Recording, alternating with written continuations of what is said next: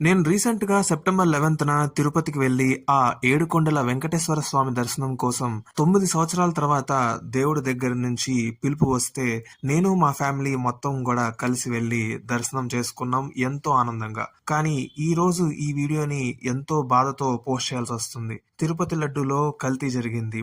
రీసెంట్‌గా వచ్చిన రిపోర్ట్స్ ప్రకారం లడ్డూలో cow fat, fish oil, pig fat, ghee రూపంలో కలిసాయని మనకు తెలుస్తుంది. సుమారుగా 2,00,000 భక్తులు ప్రపంచ నలుమూలల నుండి దర్శనం చేసుకోవడానికి వస్తారు. 5 సెకన్ల దర్శనం కోసం ఎన్ని గంటలైనా సరే క్యూ లైన్‌లో నిలబడతారు. తిరుపతి లడ్డు అంటే మనందరికీ ఎంతో స్పెషల్. ఎంతో పవిత్రమైన ప్రసాదానికి ఈ దుస్థితి వచ్చినందుకు ఎంతో బాధగా ఉంది. తప్పు ఎవరిదన్నా కానీ ఈ రోజు ఇక్కడ మనమంతా నష్టపోయాం. ఈ తప్పు ఎవరి వల్ల అయితే జరిగిందో వాళ్ళ మీద సీరియస్ యాక్షన్ తీసుకోవాలని, మళ్ళీ ఇలాంటి తప్పు జరక్కోకుండా మనమంతా మన సనాతన ధర్మాన్ని కాపాడుకోవాలని నేను కోరుకుంటున్నాను.